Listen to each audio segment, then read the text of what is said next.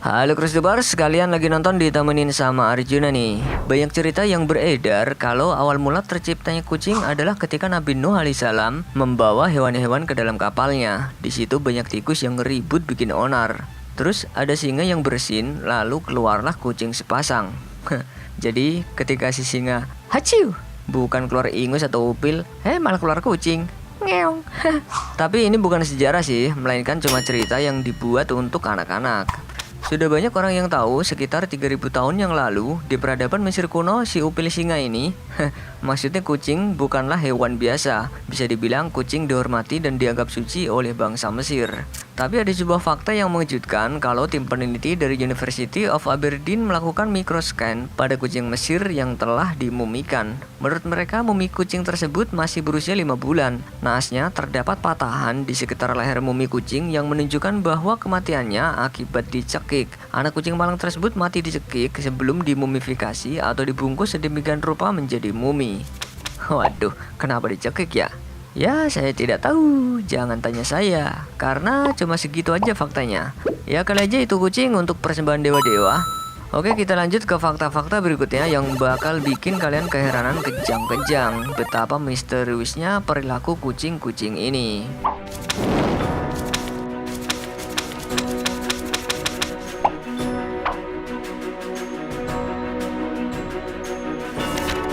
Banyak pemilik kucing yang bilang kalau tadi malam kucingnya nggak kemana-mana. Ya paling mampir ke warung pecel lele doang ya. Tapi apakah benar seperti itu? Sebuah tim di Central Tableland Local and Service di Australia memutuskan untuk mencari tahu kehidupan kucing di malam hari. Ada sekitar 24 kucing yang dipasang alat GPS selama 10 hari. Tapi hanya 14 saja yang kembali masih membawa GPS-nya. Seperti yang ditunjukkan pada peta, beberapa kucing ini berkeliaran jauh ke dalam semak belukar atau melihat-lihat rumah lain di lingkungan itu.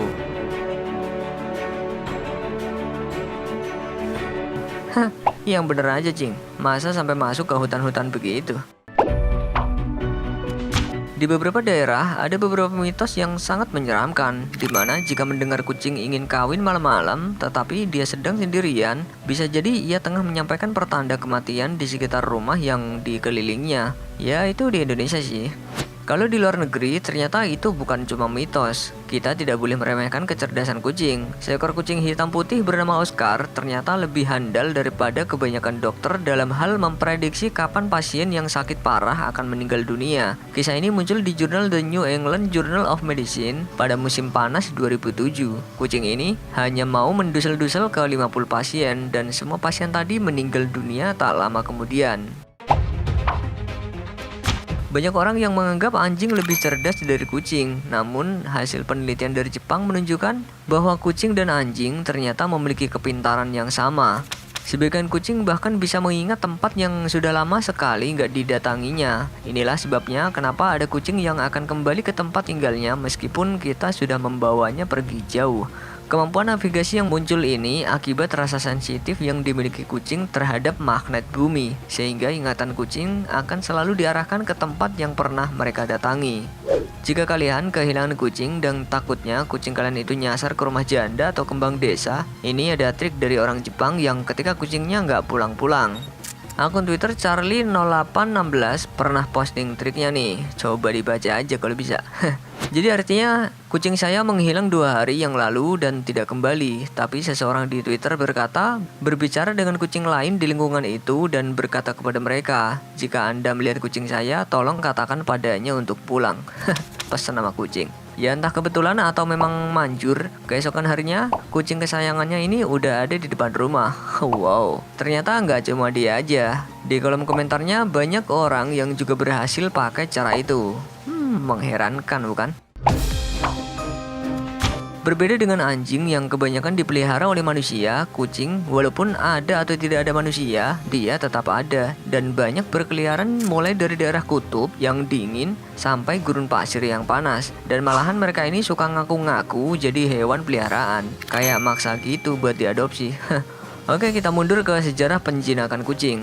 Penelitian yang diterbitkan di jurnal Nature Ecology and Evolution dari hasil pemeriksaan DNA diperkirakan hewan imut penuh bulu ini mulai dijinakan manusia sekitar 9.000 tahun lalu di peradaban Mesir kuno. Upaya pertama dimulai pada masa revolusi agraris ketika manusia memulai budaya cocok tanam di kawasan timur dekat. Kucing liar ini dipelihara dan diternakan oleh manusia masa itu karena efektif membunuh tikus yang kerap menjadikan hama tanaman pangan seperti gandum. Setelah itu ada pelaut Viking juga sering membawa kucing untuk mengusir tikus dari dek dan kargo kapal mereka. Yang unik ditemukan bahwa dulu kucingnya nggak ada yang belang-belang, jadi masih polosan gitu. Belang-belang baru muncul di tubuh kucing pada abad ke-14 dari hasil perkawinan silang.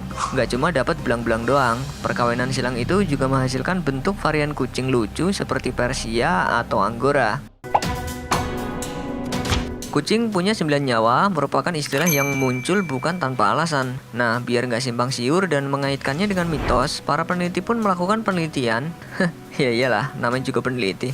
Seperti yang dirangkum dalam video di channel Fox pada tahun 1894, seorang ilmuwan Prancis menggunakan kamera untuk memecahkan masalah fisika. Video hasilnya sih cuma 2 detik yang hanya berisi kucing yang jatuh dan mendarat dengan kakinya walaupun dijatuhkan dalam posisi terbalik.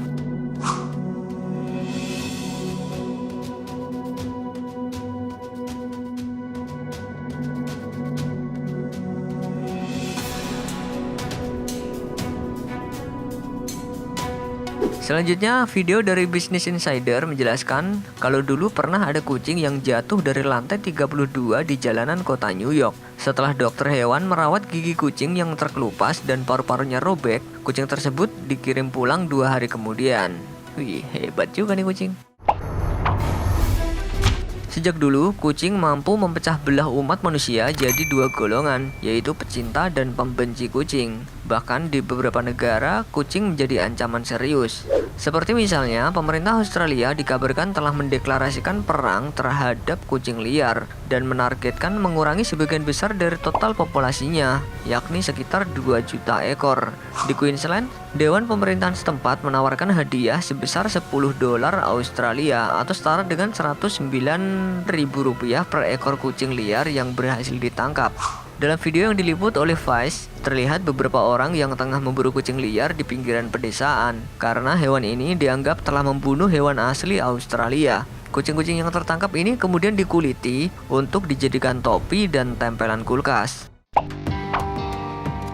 Di zaman dulu, pernah ada pembantaian besar-besaran terhadap kucing antara tahun 1346 dan 1353 di Eropa, yaitu ketika terjadinya wabah Black Death. Penyebaran wabah ini bermula dari kutu yang terinfeksi melalui hewan pengerat, termasuk diantaranya tikus dan marmut yang terinfeksi wabah. Setelah tikus mati, kutu menggigit manusia dan menyebarkannya ke orang-orang. Para dokter pada tahun 1300-an itu sama sekali tak tahu apa gerangan penyebab wabah. Akibatnya spekulasi dan tahayul muncul tak terhitung banyaknya. Ada yang menuduh penyebabnya adalah orang seperti kaum Yahudi, pengemis, penderita lepra, dan bahkan biarawan. Yang lebih parah, ada yang menganggap penyebabnya adalah kucing, terutama yang berwarna hitam, karena dianggap jelmaan setan.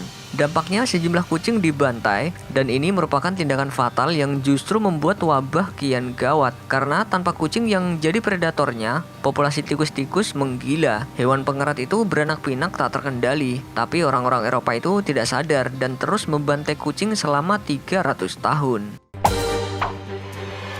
Kucing hitam ternyata tidak hanya terkenal karena mitosnya, tapi pernah ada warga Vietnam yang kemakan berita hoax kalau kucing hitam bisa digunakan untuk obat virus corona. Dilansir dari The Sun, kasus ini terungkap saat Noto Dog Meat menerima video yang menunjukkan banyak kucing hitam dibunuh secara keji. Dalam video itu memperlihatkan bagaimana kucing hitam disembelih dan diambil dagingnya. Usai disembelih, kucing itu direbus dengan air panas. Bahkan ada juga kucing lain yang direbus hidup-hidup untuk memudahkan para penjual membersihkan bulu-bulu mereka. Setelah melalui banyak proses, bentuk daging kucing pun jadi mirip seperti dodol Garut. Kemudian daging kucing ini dibungkus pakai plastik menjadi kotak-kotak yang siap dijual. Perilaku orang-orang di internet kadang memang membuat kita mengelus dada ya, tapi itu semua tergantung dari kita yang menyikapinya. Seperti misalnya pernah ada beberapa meme yang beredar tentang pertanyaan apakah kucing itu benda cair. Orang-orang biasa hanya menganggap ini adalah sebuah guyonan yang tidak ada ilmunya, tapi tidak untuk seorang Marc-Antoine Fardin, seorang fisikawan peneliti di bidang reologi Universitas Paris. Berkat rasa penasarannya ini, studi tentang reologi kucing memenangkan hadiah Nobel 2017 untuk bidang fisika.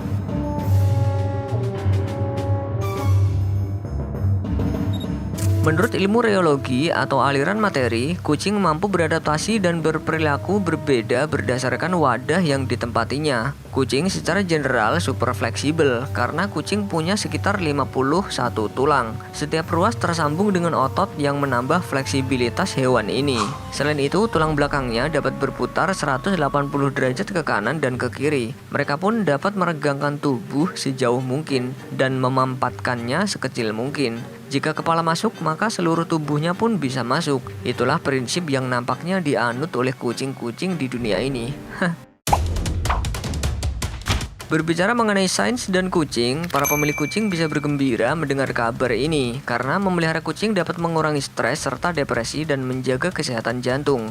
Penelitian dari Journal of Vascular and Interventional Neurology pada 2009 dan University of Minnesota Stroke Institute di Minneapolis menyebutkan bahwa 30-40% orang-orang yang memiliki kucing ternyata lebih sedikit mengalami kematian akibat serangan jantung. Kucing mendengkur pada frekuensi yang sangat spesifik. Ragam frekuensi mendengkur tergantung pada jenis kucing, tetapi versi domestik memiliki dengkuran pada frekuensi 18 hingga 20 Hz. Menurut beberapa penelitian, adalah tingkatan getaran ideal untuk memberi manfaat internal, mulai dari kesehatan jantung, tekanan darah, hingga pertumbuhan tulang. Tak sedikit dari pemilik kucing biasanya tidak menemukan bangkai kucing kecuali bila kucing itu mati tertabrak. Bener nggak? Apa jangan-jangan dia dibawa setan lagi ya? Hal ini dikarenakan kucing punya ritual khusus sebelum mereka mati. Kucing punya kebiasaan bersembunyi menjelang kematiannya. Ia akan mencari tempat yang jauh dari keramaian dan agak tertutup. Hal ini tidak hanya berlaku untuk kucing biasa. Keluarga kucing besar seperti harimau, macan tutul, dan citah juga punya kebiasaan yang sama. Mereka biasanya mencari tempat di balik semak-semak, di dalam got kering, atau celah-celah sempit lainnya. Ya, begitulah faktanya. Kemudian kemungkinannya nih, bisa saja sebelum mati kucing ingin bersembunyi sendirian dan tidak ingin terganggu oleh apapun. Misalnya takut ada musuh yang tiba-tiba nyerang padahal kondisinya lagi nggak fit. Atau mungkin dia nggak mau ada orang yang ngerasa sedih melihatnya saat menjemput ajalnya. Apalagi kalau kucing itu adalah binatang kesayangan. Ya begitulah cerita si kucing. Yang nggak suka kucing itu biasanya anjing sih. Maksudnya anjing hewan itu loh. Tapi kadang ada juga sih anjing yang suka kucing.